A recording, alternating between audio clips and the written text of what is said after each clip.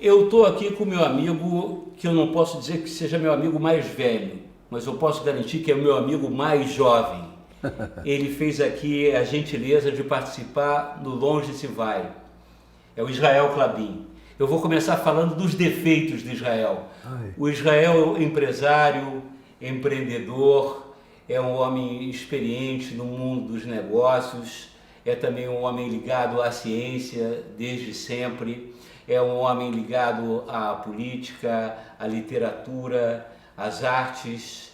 Agora eu vou falar das qualidades dele, que não são muitas, né? Ele é um praticante de yoga, ele é poeta, ele é escritor, ele é um homem preocupado com o futuro, mas se eu tivesse que definir o Israel Klabin numa palavra, eu diria que Israel é um grande velejador. Tá bom assim? Bom, melhor do que isso, só 2 dias. Eu acho que você está sendo muito generoso comigo, mas tem aí um erro fundamental sobre a pessoa. É que empresário eu fui e sou obrigado a ser por ingerência dos meus antepassados, mas não por mim. Não tenho talento de empresário. Tive o peso de se tornar empresário porque meu pai morreu, eu tinha 27 anos e eu fui obrigado a mudar meu destino e ajudá-lo até poder voltar à minha vida acadêmica. Eu diria até que a minha vida acadêmica foi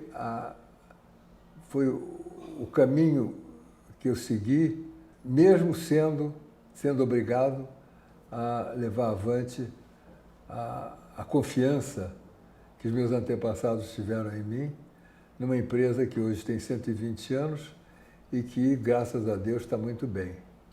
Israel, eu até queria falar um pouco sobre isso. Como é que você, né, que é de uma família de imigrantes, que veio fazer o Brasil, construir o Brasil, você já é segunda, terceira geração, terceira geração, né? Eu já sou, na verdade, eu sou praticamente segunda geração, mas a empresa dirigida pelo seu conselho de controladores, já na terceira e quarta geração. Da família. Da família. Se bem que hoje é uma empresa aberta, e essa empresa aberta tem uma minoria do controle, que são ações com direito a voto, e tem uma grande maioria, 75%, de ações no público. Mas isso tudo tem pouco a ver com a minha verdadeira vocação, que é pensar no futuro. Pois é isso que a gente vai conversar, mas até para falar do futuro, a gente sempre fala um pouco do passado, e até hoje, no tempo em que se vive, no mundo, no Brasil, mas sobretudo no mundo, existe assim uma onda grande de xenofobia, de preconceito, uma onda do nacionalismo esquisito.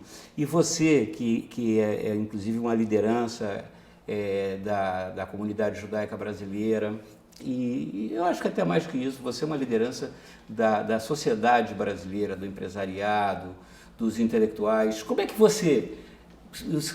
Não é uma preocupação para você que a gente vive hoje, essa certa onda de essas ondas de imigração, o preconceito, xenofobia? Marcelo, eu espero que quem for ver o que você está, essa nossa inquisição que você está fazendo, não acredite em tudo que você está falando, porque você está falando, está tocando em elogios, não é que eu não mereça. Todo mundo merece elogio, porque pode até passar a acreditar neles, mas não é verdade.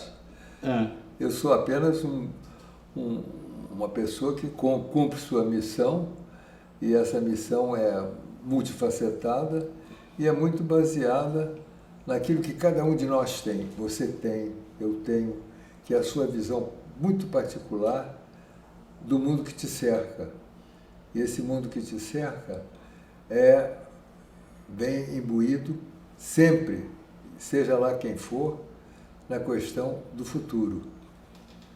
E essa questão do futuro foi, na verdade, o que me formou. Eu estudei engenharia,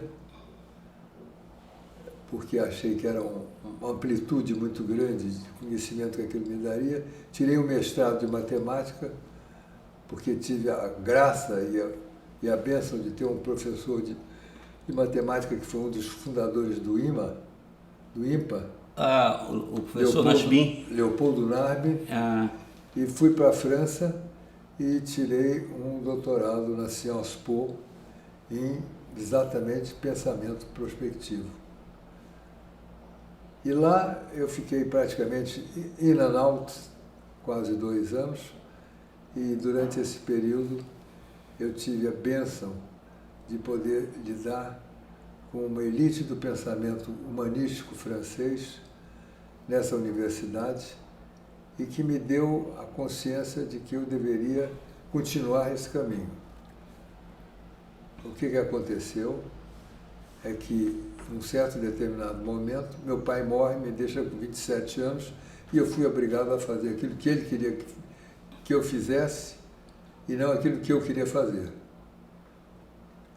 Talvez tenha sido, como todo destino, tem a sua realidade e o seu caminho, que é o caminho certo. O caminho certo não é o seu, o meu ou o dele. O caminho certo é aquele que nós percorremos e que, no fim, prestamos conta. Que caminho era esse? Eu queria fazer uma vida acadêmica e fui obrigado a fazer um período grande da minha vida, uma vida empresarial. Mas sempre aguardei o momento de poder pensar no futuro de uma forma condizente com a economia e com a academia que eu me formei. Finalmente, quando houve a primeira grande conferência de meio ambiente, a COP, eu fui conclamado para fazer essa fundação que hoje é a minha razão de ser, a Fundação Brasileira de Desenvolvimento Sustentável. Mas nesse interim, eu me preparei muito para isso. Eu trabalhei no Clube de Roma junto com Hélio Jaguaribe. Nós tínhamos um grupo de pensamento que foi quem fez o ISEB, o IPEA. Depois eu fui chamado pelo Hermann Kahn. Trabalhei com Hermann Kahn há algum tempo. Aprendi a lógica do pensamento futuro. E tudo isso me serviu para saber que nada disso funciona. Israel, você como velejador, eu insisto nisso, você já me explicou uma coisa, que para o velejador a primeira coisa que você aprende é que a linha reta não é o caminho mais curto entre dois pontos. O caminho mais curto entre 2 pontos para quem veleja não é a linha reta, quando você está no contravento. Mas quando você está a favor do vento, ou seja, quando você tem o vento de popa, aí a linha reta é certa. Mas o que você está me falando da tua trajetória é justamente essa. O vento vai mudando e tal, mas hoje você está exatamente no ponto que eu acho que você sempre cultivou, ou seja, trabalhar ao longo prazo, trabalhar o futuro e centrado numa coisa que eu acho que é fundamental, que é a questão ambiental. A coisa mais importante que nós fazemos é a consciência global, sobretudo biológica e geológica, daquilo que somos, daquele planeta que nós habitamos. A ideia é que nós usamos a natureza durante milênios porque ela era suficiente não só para alimentar, para agasalhar, mas para conter todas as ambições da nossa espécie e todas as necessidades da nossa espécie. Acontece que a nossa espécie expandiu-se e a natureza não expandiu-se tanto quanto as necessidades que essas novas gerações têm de usá-la. Ora, o que acontece? Acontece se o Homo sapiens não cuidar da natureza, como a natureza cuidou dele durante esses milênios, nós teremos o fim de todas as outras espécies, e sobretudo a nossa. Então, a grande interrogação que nós estamos passando nesse momento, e isso é bom que as novas gerações prestem atenção, é a responsabilidade que o homem tem sobre a natureza. Os europeus que falam tanto da nossa incapacidade de administrar e manter os nossos recursos naturais, eles já acabaram com praticamente todos os recursos naturais que tinham. Então você vê as florestas da Europa Central, são todas artificiais e são muito mais paisagísticas do que florestas mistas de manutenção. Eles não têm o direito de nos criticar. Se você for para a Ásia, a coisa estranha que acontece é que o país mais populoso de todos, que é a China, eles têm conseguido manter a ideologia da conservação, mas a demanda é de tal ordem que eles não têm a capacidade de usá-la racionalmente. Mas mesmo assim, estão fazendo um trabalho bom. A Índia, não. A Índia é um desastre. E metade da população do mundo está entre a Índia e a China. De modo que você vê que nós já temos, no contexto do globo terrestre, uma situação extremamente perigosa.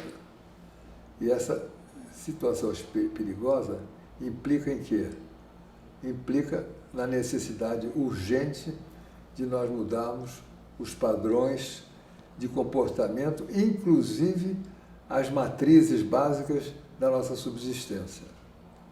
Que seriam quais, assim, as matrizes básicas, assim, a agricultura? Nós somos, é muito mais amplo. Por exemplo, você tem hoje uma definição que está por ser feita, que é o que é a democracia. Uhum. Outra definição, que também está para ser feita, é o que é o país.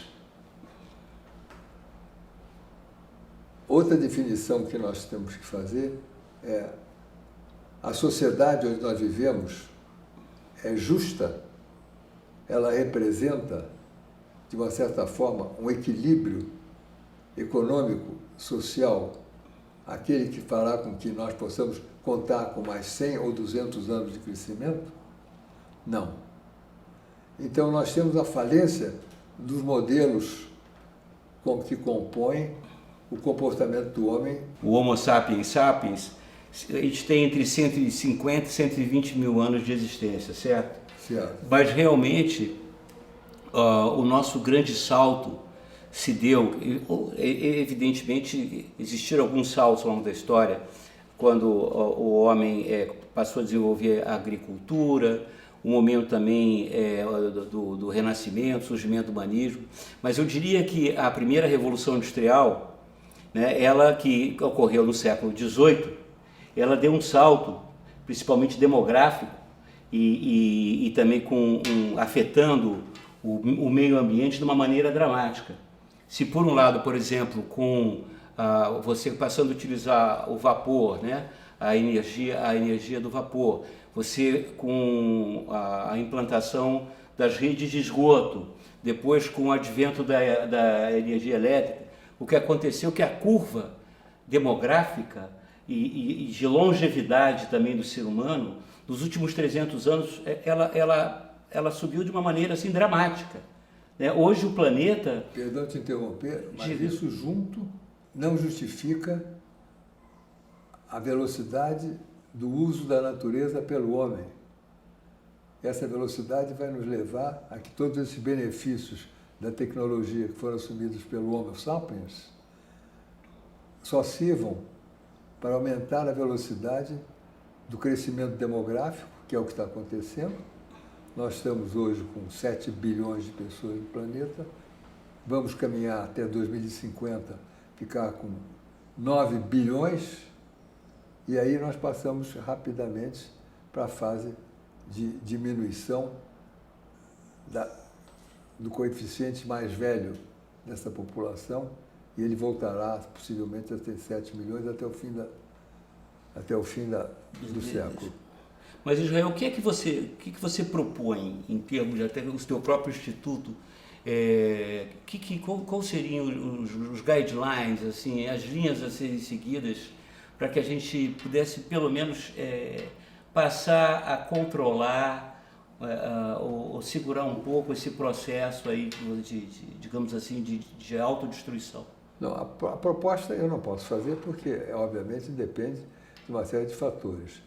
Mas a razão básica, as razões básicas que nós temos que mudar estão aí descritas.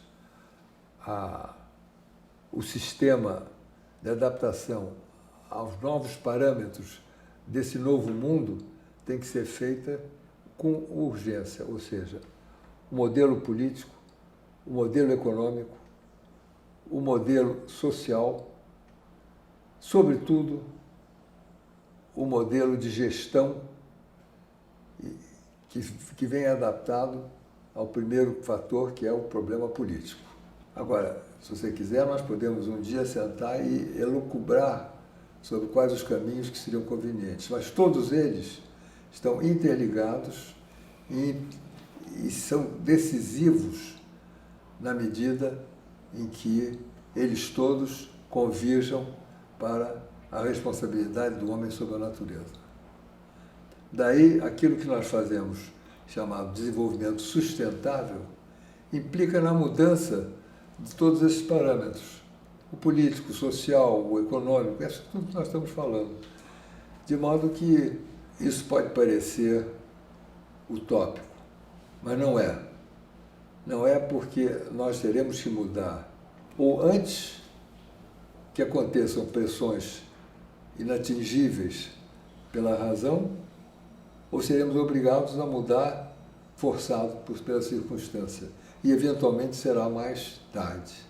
E se for tarde, bastante mais tarde, o que vai acontecer, seguramente, é que as mudanças climáticas não vão permitir que isso aconteça.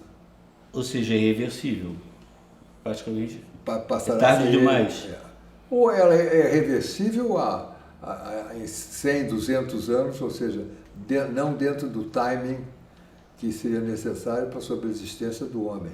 Nós vamos ter fenômenos de mudança climática que cada vez vão agudizar-se cada vez mais, e essa mudança já está sendo sentida, já está existindo. Apenas ela é negada por aqueles que gostariam de manter o status quo. As mudanças já existem, são mensuráveis, a perda de biodiversidade é mensurável, o aquecimento global e a mudança climática já é mensurável, a inadequação do modelo político já é mensurável, a divergência entre política e gerenciamento dessa política já está clara, definida. A diferença de renda das diversas partes do mundo fazem com que o conceito de nação ainda persista, quando o nosso conceito fundamental é o conceito da globalidade da existência, ou seja, do planeta. Israel, uma coisa que eu reparo, cada vez mais as pessoas vivem mais, a tendência das pessoas viverem mais. E eu fico preocupado que como é que a população como um todo, como é que a sociedade tem como sustentar essa população maior de pessoas idosas? É sobre isso que nós estamos falando. Pois é. É sobre isso que nós estamos falando. Sim. Você tem tecnologias agro hoje que são suficientes para sustentar o mundo inteiro. Mas você tem uma contradição aí que é o modelo financeiro e econômico no qual o mundo está girando. Você tem muita fome no Brasil, inclusive. Nós estamos com um dos projetos fundamentais que nós iniciando a fazer é sobre a caatinga brasileira. A caatinga brasileira tem 28 milhões de pessoas que nós ignoramos. E as condições objetivas de crescimento e alimentação as piores possíveis. Então nós temos dentro do nosso país uma área de grande miséria, quase que irreversível. E se não trabalharmos rapidamente, a desertificação dessa região fará com que existam pressões muito grandes em termos de deslocamento populacional e caminhando, inclusive, para áreas de violência. Essa é uma previsão dentro do Brasil. Precisamos ir para a Ásia, nem para a Europa. Essa situação sobreexiste aqui. Então, você vê, nós estamos vivendo numa era de interrogação e o interregno dessa interrogação tem que ser rápido, senão nós não teremos as soluções. Mas, por outro lado, a gente nunca viveu no mundo, talvez no Brasil, tanta polarização, tanto antagonismo, tanta incapacidade de diálogo entre, digamos, opiniões antípodas, opiniões divergentes. Mas você é uma pessoa que viveu muitos momentos importantes da história contemporânea. Você compara o momento que a gente está vivendo, desse radicalismo, dessa surdez dos dois lados, dessa falta de diálogo, você lembra de algum momento semelhante? Não, a sua análise é perfeita, porém é preciso pensar no seguinte, que quando eu era jovem, muito jovem, digamos, para te agradar, nós éramos, no máximo, 40, 50 milhões de pessoas. Hoje nós já somos 220 milhões de pessoas, com crescimento geométrico e não mais aritmético. Então você tem uma pressão populacional que não tinha há alguns anos atrás. A velocidade de aquisição dessa consciência é muito lenta, é mais lenta do que o crescimento da demanda que essa população tem. Então você já tem hoje antagonismos internos que permitem que você não acredite mais no modelo político que nos levou até bom termo, até uns 50, 60 anos atrás, e o antagonismo de um país onde você tem 220 milhões com um sistema de informação global dentro do país que sabe e formula essa grande ponto de interrogação. Estamos vivendo de uma forma justa? Estamos vivendo com a consciência da inadequação dos modelos político, econômico, social que nós estamos vivendo? Essa é a pergunta. Eu acho que você quer falar, inclusive, estou fazendo uma inferência aqui, mas um dos problemas graves no Brasil seria, então, a concentração de renda, né? Você tem hoje 40% da renda tá na mão de 1% dos brasileiros. Não, olha, a ideia da concentração da renda é uma falácia. É uma falácia pelo seguinte, o Brasil ainda é um país muito pobre. O Brasil não tem milionários, tem poucos ricos. Você tem que ter concentração de renda, é uma falácia pelo seguinte, nós não temos renda. Tem que encontrar mecanismos de aumento de renda e redistribuição da riqueza. Se você for tratar só do aspecto de redistribuição, você vai caminhar para o empobrecimento geral. Se você for caminhar para o projeto de criação de renda e diversificação justa através do Estado, que tem que ser um Estado gerencial e não um Estado político, nós talvez ganhamos o caminho certo. Jael, que mensagem você daria hoje, o que você daria para os seus netos, em termos para o futuro, com preocupação? Por exemplo, você tem vários netos, né? Graças a Deus. E o que te preocupa no futuro deles, assim, em termos de pessoas que participam da sociedade? Eu procuro não me preocupar, primeiro. Mas já que eu posso procurar racionalizar, por que eu não procuro não me preocupar? Porque eu acho que ter os netos foi um fenômeno natural da natureza. E a preocupação me faria me sentir injusto. Eu não me sinto injusto, muito ao contrário, eu tenho o maior orgulho da minha descendência, todos eles são produtivos, todos eles inclusivos, então eu acho que eu cumpri minha missão. Mas você está perguntando o que eu gostaria de ver nos meus bisnetos, já que os netos estão indo muito bem, eu gostaria de ver que eles adquirissem os cuidados daquilo que o francês chama a raison d'être, ou seja, por que eu estou aqui? O porquê eu estou aqui tem que ser respondido a cada década, a cada milênio, a cada século. Eu estou aqui para fazer alguma coisa que se relacione com o resto da humanidade. Enquanto você tiver uma mensagem de responsabilidade do presente para o futuro, isso deverá transpor todas as gerações. A minha geração para as seguintes, a geração seguinte para as seguintes. Essa é a mensagem que eu gostaria de ver na minha descendência. A pergunta, para que eu estou aqui? Por que eu estou aqui? Joel, você já pensou em algum dia se aposentar? Aposentar? Não consegui compreender o que você está perguntando. Não sei o que é isso. Muito obrigado. Mas só uma codazinha aqui. Das tantas coisas que você faz hoje, qual que te dá mais prazer, assim? Conversar com você. Isso não vale. Velejar, viajar. Eu acho que a coisa que eu mais gosto de fazer é essa conversa de inteligência. Porque ela não é explicativa do meu lado. Ela é um catalisador de criação em conjunto dentro desse diálogo com as pessoas com quem eu falo. Esse foi o podcast Longe Se Vai. Hoje nós tivemos o privilégio de conversar aqui com Israel Klabin. O Longe Se Vai tem a coordenação geral da Esther Jablonski, a direção do Nando Chagas, pesquisa de pauta do Paulo Peçanha, o áudio do Anderson Santos, a câmera do Vitor Sirico e Rodrigo Castro, produção Letícia Pacheco e mídias Denise D'Ambrose. Eu sou Marcelo Madureira, até o próximo Longe Se Vai. Ok?